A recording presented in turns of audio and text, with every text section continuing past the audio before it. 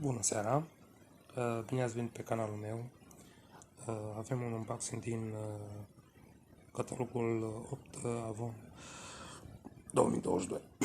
Prima comandă.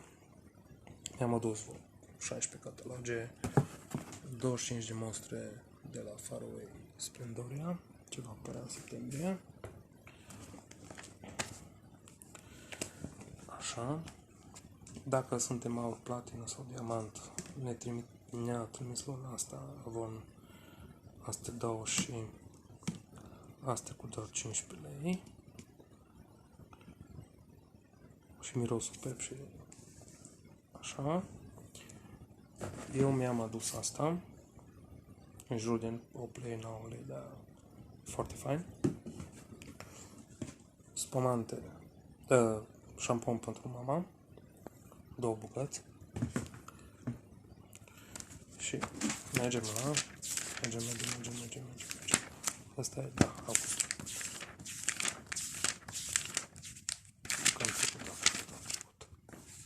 Am trecut. Da, dacă luam 4 spumante, era 64. Și mi-am adus asta, Flamingo, miroase superb. Asta, Comfort Lavender, bla bla bla, e foarte mișto și asta. Asta e cu Iasmina, are un miros super Bombay, super, m-am folosit. Și lavandă și moscă. Bun. Așa. Cam asta și cum să ne uităm repede în catalogul ce va fi. Nu mai avem. O să apară asta, mi-a tras mie atenția. O să fie ceva superb. Și noul Limari va fi ceva superb în luna august. Octombrie. Așa. Așa. Ce vă ziceam? Astea au apărut.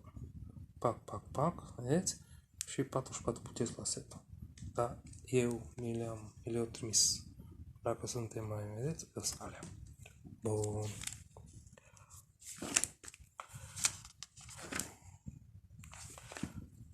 Mergem la Faraway Splendoria, pe prima pagină. Superb. Ce mai rentabil e asta, că le aveți la toate.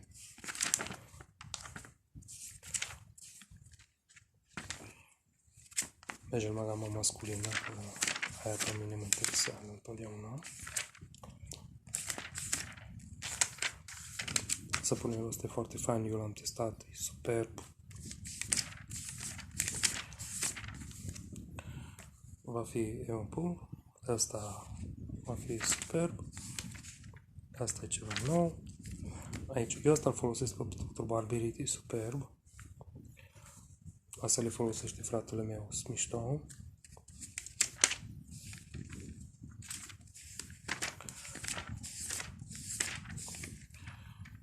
Și ceva ceasuri.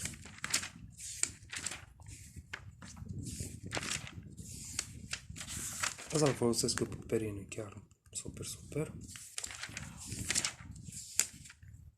Astea sunt pastilele mele care mă ajută pentru relaxare și cu valerian, cu super.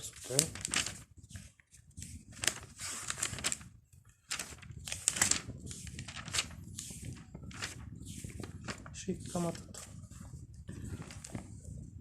Nu o să fie singurul unboxing, că o să mai am comenză una asta e comanda mea personală.